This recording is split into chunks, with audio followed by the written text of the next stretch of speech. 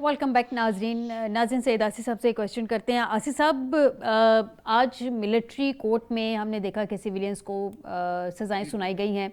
पहले भी 25 लोगों को सज़ा सुनाई गई, आज 60 लोगों को सज़ा सुनाई गई है। 85 के करीब जो हैं वो सज़ाएं हो चुकी हैं।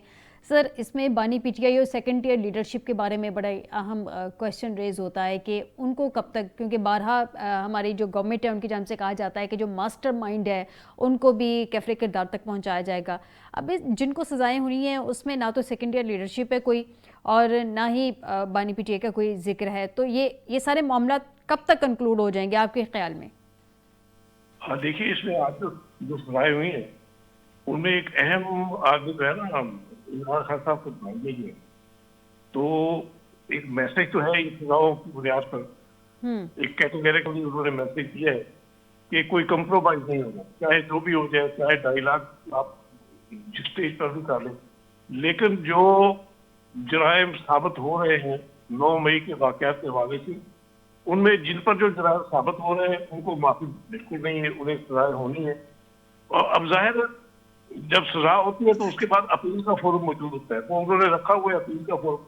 जिनको जो समझते हैं कि वो अनजस्टिफाइड है वो अपील में जा सकते हैं, जो मजाज जो फोरम है वहाँ अपील कर सकते हैं। इसके सिवा तो कोई चारा नहीं है।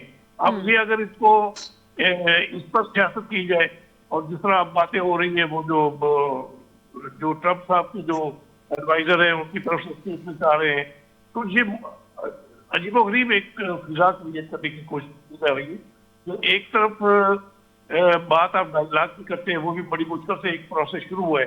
तो उस 2.5 लाख के बावजूद आप ये कहे कि ये प्रेशर अमेरिका की तरफ से भी प्रेशर आ रहा है, तो उस प्रेशर की वजह से इमरान खान साहब की रिहाई है। तो ये ऐसा लगता है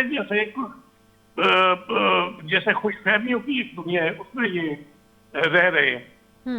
इन्हें चाहिए कि हकायक का सामना करें, जो हकायक है। अब देखिए, अमेरिका में जब ट्रम्प साहब पिछली बार जब इलेक्शन हारे थे और उन्होंने जो फसाद हंगामा क्रिएट किया था, तो वहां भी एक कानून की अमलदारी उस वक्त हुई थी या नहीं हुई? जो लोग जिन्होंने दावा बोला था उनको सजाएं भी हुई थी। तो वो साहब जो इनके जो मशीर है जब आने वाली हुकूमत है ट्रम्प की, वो अगर इमरान खान को इस तरह रिहा करवा सकते हैं किसी प्रेशर के तहत, तो पहले वो अपने लोगों को तो रिहा करवाए। इसी तरह मैं कहूंगा कि डॉक्टर आफिया सिद्दीकी जो है वो अब किस जुर्म बेगुनाही में अमेरिका में मुकैयद है, और कितने कुछ 40-50 साल 80 साल के करीब उन्हें कैद की सजा हुई है। तो ये साहब जो है, ये गरनैल साहब, ये उनके लिए आवाज उठाए।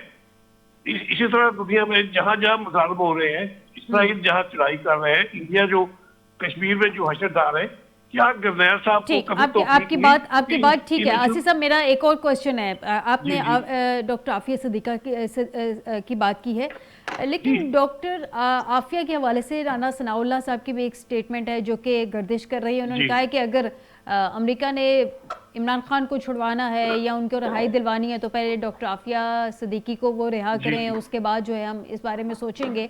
वो पाकिस्तान की बेटी हैं, ये पाकिस्तान के साबिक वज़ीर आज़म हैं, इनका आपस में ये कंपैरिजन बनता है। अगर उस वक्त कोई अमेरिका का कोई बंदा होता तो उसके मुवाजने में कहा जाता है जी ठीक है, जो मुजरमान है या मुलजिमान है वो रियासतें आपस में उनको जो है वो एक दूसरे को कर लेती हैं।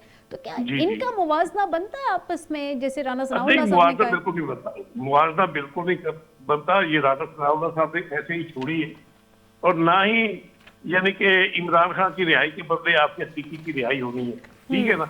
ये सारे जो है ना हकायक को सामने रखना चाहिए हमें। जो कानून की अमलदारी है, तो ये मैंने तो ये अर्ज किया है कि वो गरनैल साहब जो है वहां डॉक्टर आफिया सिद्दीकी के लिए आवाज उठाए। मैंने ये तो नहीं कहा कि इसके बदले में यानी कि इमरान तो एक कानून की अमलदारी जो है उसमें ही इनकी रिहाई मुमकिन हो सकती है। अगर सजा हो, उसके बाद अपील हो, या वैसे बरी हो जाए अदालती प्रोसेस पे, तो उस तरह ही रिहाई मुमकिन हो सकती है। तो ये मेरा ख्याल है इस पर मजीद अगर कोई सियासत की जाएगी तो इससे कोई फायदा कोई नहीं होगा, पीटीआई को फायदा कोई नहीं होगा। क्योंकि मैं नहीं समझता कि अमेरिका के दबाव पर पाकिस्तान जो है वो अपनी कानून की अमलदारी जो है, आइन की अमलदारी जो है, इंसाफ का जो मामला है उससे बैकआउट करेगा, ये पॉसिबल नहीं है। इन्हें जो सही मामला है ये कानून की अमलदारी के ताबे होना चाहिए। और जिस तरह अब सजाएं हो रही हैं, जिनको सजाएं हो चुकी हैं वो अपील के लिए जाए, वहां जा सकते हैं, वो फोरम मौजूद है। और इसी तरह अब आगे जिनको सजाएं होनी, अब असल मामला ये है जो सूरत नजर आ रही कि इमरान खान साहब को ट्रायल फौजी अदालत में किया जाएगा या सिविल कोर्ट में, तो ये एक इशू है। इसमें ये सुप्रीम कोर्ट में भी जा चुके हैं, सुप्रीम कोर्ट इस पर वर्डिक्ट देगी। वैसे तो जाहिर है वर्डिक्ट आ भी चुका है पहले, और ये जो फौजी अदालतों में जो चल रहे हैं केस, ये एक बाकायदा एक्ट पार्लियामेंट ने मंजूर किया था, उसकी रोशनी में ही ये ट्रायल चल रहे हैं ना। तो इसमें यदि के कैसे आप कोई दूसरा रास्ता कैसे इख्तियार कर सकते हैं? ये यही एक रास्ता है कि आप ट्रायल जो है उसमें चाहे फौजी अदालत में होना है या सिविल कोर्ट में होना है, उस ट्रायल को आपने फेस करना है। ठीक हो गया। मैं कोई मुफ्त नहीं है। जी अब्दुल्ला साहब, same question sir. Exchange of prisoners तो हमेशा मुल्कों में होते ही हैं, लेकिन यहाँ दोनों प्रिजनर्स की जो बात की जा रही है, जैसे राना सनाउल्लाह साहब ने डॉक्टर आफिया सिद्दीकी की बात की है, तो पाकिस्तान की बेटी हैं, इमरान खान साबिक वज़ीर आज़म हैं, तो दोनों पाकिस्तानी ही ना सर। तो इसमें अमेरिका का क्या इंटरेस्ट होगा कि वो डॉक्टर आफिया को छोड़ दें इमरान खान के बदले? अगर एक्सचेंज ऑफ प्रिजनर्स की हम बात कर भी लें तो सर रेमंड डेविस होता तो बात समझ में भी आती थी कि चलें एक्सचेंज ऑफ प्रिजनर्स हो रहा है दोनों मुल्कों के दरमियान, यहाँ उनका क्या इंटरेस्ट होगा? देखिए, इंटरेस्ट तो बड़ा वाज़े है ना, मैंने आपको बता दिया। एक किताब है, अभी सईद आसिफ साहब ने बिल्कुल दुरुस्त कहा कि राना सना साहब ने बस वो ऐसी बेपर की हाँक दी है। मैं इत्तेफाक राय रखता हूँ इनसे। मेरा ख्याल है कि इसके ऊपर रिहर्सल उन्होंने नहीं की, और मेरे ख्याल में ये एक सियासी बयान था जो बस ऐसे ही सोचे समझे बगैर दिया गया। लेकिन जो अहम बात है वो ये है कि जो आपने कहा कि सियासी प्रिजनर्स की एक्सचेंज होता है, पहली बात है कि डॉक्टर आफिया जो है वो सियासी प्रिजनर नहीं है, और ना ही इमरान खान जो है वो सियासी प्रिजनर है। दूसरी बात यह है कि डॉक्टर आफिया एक तवील अरसा जो है वो कैद के अंदर गुजार चुकी हैं और बहुत सारे जुल्म और सितम सह चुकी हैं। उसके मुकाबले में इमरान खान साहब जो हैं उनको तो बड़ा वीवीआईपी प्रोटोकॉल मिल रहा है। आपने अभी याद होगा कि अडयाला जेल के कैदियों ने खत लिखा कि जो सहूलियात इनको दी जा रही हैं वो हमें भी दी जाएं, लेकिन ऐसा तो नहीं हो रहा। क्या बाकी कैदियों के भी इसी तरीके से रोजाना मुलाकातें होती हैं? तो नहीं होती। क्या बाकी कैदियों को भी देसी घी के अंदर देसी मुर्गे तल के खिलाए जाते हैं रोजाना? तो ऐसे नहीं होते। क्या उनको भी एक्सरसाइज मशीनरी दी जाती है, टीवी दिया जाता है? तो नहीं दिया जाता। तो फिर ये कौन सी, देखें पहली बात यह है कि एक होते हैं सियासी कैदी और एक होते हैं जिनके ऊपर जो जिस मुकदमे में वो अंदर हैं वो सियासी नहीं है बल्कि वो एक फौजदारी मुकदमा है, और फौजदारी मुकदमे के तकाजे जो हैं उसके अंदर आपको सियासी जो कुछ रिलैक्सेशन होती है बी क्लास, वो आपको नहीं मिल सकती। इसलिए जो इस टाइम पे हो रहा है वो तो बिल्कुल ही एक अलहदा म्यार है। बहरहाल वो बाद में बात करते हैं, लेकिन प्रेशर की बात कर लेते हैं। डॉक्टर शकील आफरीदी एक बहुत बड़ा नाम, और पाकिस्तान के जो हवाले से आपको पता है अमेरिका ने अपनी टिल का जोर लगा लिया कि वो शकील आफरीदी के रिहाई के बदले वो एक दफा आफिया सिद्दीकी को छोड़ने के लिए तैयार भी थे, बल्कि 2 दफा ऐसा वाक़ा आया। लेकिन क्या पाकिस्तान ने शकील आफरीदी को उनके हवाले कर दिया? तो फिर नहीं किया ना। तो फिर डॉक्टर शकील आफरीदी कौन था, कब का ये मुलजिम था, कब जो आपको याद है उसामा बिन लादेन का केस और वो सारी बात, तो फिर डॉक्टर शकील आफरीदी नहीं छूटा ना, तो फिर याद रखें कि किसी और कैदी को भी ये नहीं छोड़ेंगे। दूसरी बात ये है कि इस किस्म की करने से उनको जो इमरान खान साहब से हासिल करना था वो कर चुके, वो मजीद अब क्या हासिल करेंगे? और जैसे मैंने आपसे कहा कि डोनाल्ड ट्रंप साहब की तरजीहात में फिलहाल साउथ ईस्ट एशिया के अंदर पाकिस्तान शामिल नहीं है, तो फिर वो यहाँ एक ऐसे आदमी को क्या फायदा हासिल करेंगे? क्योंकि आसिफ साहब जानते हैं कि वो एक किताब है पाकिस्तान ए हार्ड कंट्री, उसके अंदर एनाटोल लेविन जो है वो लिखते हैं कि अगर पाकिस्तान को आपने तोड़ना है खुदा न खास्ता, तो उसके लिए आप इसकी फौज के खिलाफ नफरत भरें, इसके लिए आप जो है उनकी फौज की क़यादत के लिए जो है वो झूठे इल्जामात लगाएं, और उसके लिए जो तरीका कार बताते हैं वो ये कहते हैं कि आप सियासी जो शख्सियात हैं उनका इस्तेमाल करें, सियासी पार्टियों को सामने लाएं और कंप्यूटर सर्विसेज यानी कि सोशल मीडिया का इस्तेमाल करके ये आप काम आसानी से कर सकते हैं। इस तरह पाकिस्तान के टुकड़े बखिए करने में आसानी होगी। अब आप ये देख लें कि उनका क्या इंटरेस्ट है। आज गजा में उनको इंसानियत की जो भंबोड़ा जा रहा है वो नजर नहीं आ रहा। आज कश्मीर के अंदर जो भारत के जुल्म और तशद्दुद है रियासती, वो उनको नजर नहीं आ रहा। आज उनको इंसानियत यमन के अंदर और इराक के अंदर और सीरिया के अंदर और अफगानिस्तान में पिसती नजर नहीं आती। रोहिंग्या के मुसलमान उनको याद नहीं आते, लेकिन सर वो याद उनके अपने आता है बेनिफिट तो में जाती हैं अब्दुल्ला साहब, वो चीजें उनके अपने बेनिफिट में जाती हैं। जी, उनको याद आती है तो इमरान खान की रिहाई याद आती है। तो समझ लेना कि इमरान खान उनके लिए कौन सा ऐसा अहम किरदार अदा कर रहे थे जो कि दूसरे नहीं कर पा रहे, जिसकी बुनियाद के ऊपर वो पूरी इन्वेस्टमेंट अपने एक बंदे को बचाने के लिए, जो कि उनका बंदा है, उसको बचाने के लिए वो हद्दुल इम्कान सरतोड़ कोशिश कर रहे हैं। ठीक है, अरमगान साहब से जानते हैं। अरमगान साहब, 190 मिलियन पाउंड का जो फैसला आना था 23 दिसंबर को मंडे वाले दिन, वो नहीं आया और वो लास्ट टाइम हमने देखा कि जज साहब ने खुद ही अदालत में अनाउंस किया था। अब वो कहा जा रहा है 6 जनवरी को आना है। तो क्या ये रूटीन के मैटर्स होते हैं? इसी तरह से ये जिस दिन फैसला सुनाया जाना होता है वो उस दिन ना भी सुनाया जाए तो रूटीन प्रैक्टिस है, इट्स ओके, ये होता रहता है अदालतों में, या ये आउट ऑफ द वे जाके, आउट ऑफ द बॉक्स जाके ये चीज़ हुई थी? अब ये इसको सियासी रंग भी दिया जा सकता है कि 2 तारीख की नेक्स्ट बैठक है तो शायद मुज़ाकरात को भी देखा जाएगा, उसके बाद कोई फैसले का देखा जाएगा। देखें, ये तो अदालतों की रूटीन है। यहाँ पे तो 6-6 महीने फैसले लटक जाते हैं और मतलब आर्गुमेंट्स कंप्लीट हो जाते हैं, फाइनल डिसीजन पे 6-6 महीने लग जाते हैं। और कई बार ऐसे भी हो जाता है कि आपकी इवन हायर जुडिशरी में फैसला सुना दिया जाता है लेकिन ऑर्डर टाइप करने में, जजमेंट लिखने में महीनों लग जाते हैं जी। तो ये तो इतनी रूटीन है। हमारा मसला ये कि हमारे हर चीज में ना बहुत ज्यादा सियासी हो गए हैं, हर चीज को सियासी रंग देने की कोशिश करते हैं। तो ये तो मेरा ख्याल है इसमें तो मुझे कोई ऐसी चीज नजर नहीं आती कि मतलब हफ्ता छुट्टियां हैं आगे वैसे भी कोर्ट्स में, तो छुट्टियों के बाद अगर डिसीजन सुनाया जाएगा तो उसमें कुछ सियासी होगी। अरमगान साहब, मुख्तलिफ जयमगोइयाँ की जा रही हैं इस सज़ा के हवाले से। कोई 14 साल कह रहा है, कोई 10 साल कह रहा है, मुख्तलिफ बातें हैं। 190 मिलियन पाउंड केस किसी से ढका छुपा नहीं है। अगर इसकी मैक्सिमम सज़ा हो भी तो क्या हो सकती है, कितनी हो सकती है? देखें, ये तो अभी मैं इसका कुछ नहीं कह सकता। आप ये तो देखें, ट्रायल कोर्ट जिसने ट्रायल किया है जज साहब ने, वो देखेंगे कि इसमें वो कितनी सजा देंगे। 14 ईयर्स देते हैं, उसमें कम देते हैं, या किस तरह लेके चलते हैं। और खास तौर पे एक पेंडिंग केस है, उस पे डिसीजन तो जज साहब ने देना है, उस पर मैं तो कोई नहीं ये वक्त तौर पे कह सकता कि कितनी सजा होगी।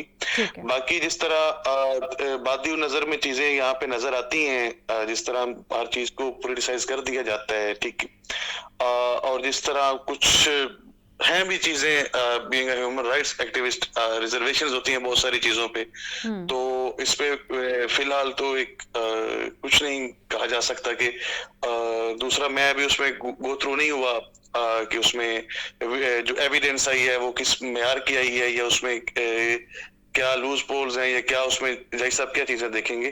तो अभी तो उसमें फाइल पढ़ने के बाद ही कोई राय कायम की जा सकती है, बाकी तो कबल इस वक्त होगा कुछ भी कहना। ठीक है। आसिफ साहब, सर ये जो मुज़ाकरात की बात की जा रही है, आज जो मुज़ाकराती कमेटी ने मुलाकात की इमरान खान साहब से, अब उसमें ये मैंने बारहा अपने प्रोग्राम्स में पहले भी कहा जब से ये मुज़ाकरात चल रहे हैं कि इनका कोई टाइम लिमिट हो सकता है कि कंक्लूड कब तक करना है। जाहिर सी बात है, ऐसे तो मुज़ाकरात 6 महीने भी चलते रहें तो क्या उससे फ़र्क पड़ता है। आज उन्होंने 31 जनवरी तक की डेडलाइन दी है, एक टाइम लिमिट दी है कि 31 जनवरी तक इसको कंक्लूड किया जाए। अब सेकेंड सिटिंग जो है वो 2 जनवरी को, यानी कि 1 महीना है, इनफ है। 1 महीने में पता चल जाएगा कि ये मुज़ाकरात किस नहज पे जा रहे हैं, होने हैं, नहीं होने, कामयाब होने हैं। आपको लगता है कि ये जो मुज़ाकरात के लिए टाइम लिमिट दी है इसमें कंक्लूड हो जाएंगे मामलात? देखिए फैज़ा, मुझे तो इसमें भी सियासत नजर आती है। इतना यानी कि एक लिंगर ऑन करना, अगर मुज़ाकरात आपने फ्रूटफुल जाने हैं तो उसके लिए तो मेरा ख्याल कोई टाइम लिमिट मुकर्रर होनी ही नहीं चाहिए। अगर मुल्क के मुफाद में है मुज़ाकरात की मेज पर ज्यादा, और हम तो कहते रहते हैं कि मुज़ाकरात के बगैर जो है ना कोई मसला हल नहीं होता। मुज़ाकरात ही अल्टीमेट जो है ना वो एक जरिया होता है। कोई अगर गुत्थी सुलझानी है, कोई उलझाव पैदा हुआ है, कोई सियासी पेचीदगियां है, कोई इख्तलाफात इस नौयत के हैं कि वो ज्यादा बढ़े तो मुल्क को नुकसान हो सकता है, तो उसमें हम यही कहते होते हैं कि मुज़ाकरात के जरिए आप मामला फहमी से काम लें। तो अगर ये मामला फहमी की नौबत आई है, मुज़ाकरात की टेबल सजी है, तो यहाँ ना तो कोई शर्त होनी चाहिए किसी की तरफ से, ठीक है ना। अब ये तो नहीं हो सकता कि मुज़ाकरात में बुनियादी शर्त ही ये रखी जाए कि हमारा आप मैंडेट वापस करें। तो मैंडेट आपका वापस करेंगे तो फिर जिनके साथ आप मुज़ाकरात करें वो कहाँ खड़े होंगे? एग्जैक्टली ये मुतालबा तो हुकूमत से करना, मेरे ख्याल में हुकूमत अगर इसको मानेगी तो अपने पांव पे खुद ही कुल्हाड़ी मारेगी कि वो तो फिर चले जाएंगे ना, वापस चले जाएंगे, मैंडेट उनको मिल जाएगा। रास्ता ऐसा निकालना चाहिए जिससे जमहूरियत निजाम जो है, हम तो इसके लिए फिक्रमंदी हमारी होती है कि ये सिस्टम जो है जिस तरह माजी में टॉपल होता रहा है, खुदा ना करे कि इनकी आपस में उलझाव जो है, जो खींचातानी है, छीना झपटी है, इसमें कहीं ये सिस्टम जो है ये कुर्बान ना हो जाए माजी की तरह। तो इससे बचने के लिए फरीकैन दोनों को अपना दिल वसी करना चाहिए, जिस हद तक जा सकते हैं मुज़ाकरात में एक दूसरे के साथ जो मामला तय करना है उस हद तक जाना चाहिए। हुकूमत को भी जाना चाहिए, पीटीआई को भी जाना चाहिए। अगर मकसूद है मुल्क में मुल्क का इस्तेहकाम मकसूद है, जमहूरियत की अमलदारी मकसूद है, तो उन्हें बेल मंडे चढ़ाना होगी। अब ये जिस तरह बातें होती है, इधर हुकूमत की तरफ से भी इल्जाम तराशी का सिलसिला जारी है, उधर से भी तहफ़्फ़ुज़ात का इजहार किया जाता है पीटीआई की तरफ से। तो ये ऐसे कैसे, ये तो ऐसे सर वो तो बैठेंगे, डिस्कशन होगी, कुछ गिव एंड टेक होगा, किसी की मानी जाएगी, किसी को मना लिया जाएगा। ये तो वो है कि चार्टर ऑफ डिमांड जो तरीके से आप इन रिटर्न पेश करेगी, उसके आगे हुकूमत का क्या रिएक्शन आता है या हुकूमत की क्या डिमांड्स होती हैं। अब्दुल्ला साहब से जानते हैं। अब्दुल्ला साहब, मुज़ाकराती अमल को अगर मुज़ाकराती स्पिरिट के साथ सर आगे बढ़ाया जाए तो यकीनन उसमें से कुछ राहें निकलती हैं, और अगर हुकूमत पुरुमीद हो तो फिर डेफिनेटली उसमें से रास्ते निकल आते होते हैं। वो गिव एंड टेक की पोजीशन पे आके कुछ ना कुछ मान लिया, कुछ मनवा लिया की सिचुएशन हो जाती है। एटलीस्ट अपने ऑब्जेक्टिव्स पे जो है वो फोकस हो सकेगा इन सब का। आपको लगता है 31 जनवरी तक ये कंक्लूड हो जाएंगे मुज़ाकरात, कोई ना कोई हतमी तौर पे रिजल्ट सामने आ जाएंगे? देखिए, इसके जो अवाइल हैं वो तो बहुत मुश्किल हैं, और मुज़ाकरात जो है वो तब कामयाब होते हैं जब आदमी अपनी सोच के ऊपर दोबारा रिव्यू करना चाहे। अगर मैं ना मानूं की बात हो, जो कि अभी तक हम यही वतीरा देख रहे हैं, कायद-ए-आज़म के पाकिस्तान को तब्दील करके नया पाकिस्तान का नाम दिया गया, और फिर नए पाकिस्तान का जो हाल है वो आपके सामने बेहाल है। अब जो बात है मुज़ाकरात की, तो ये मज़ाकरात तो हो सकते हैं, मुज़ाकरात जो है मुझे नजर नहीं आ रहे।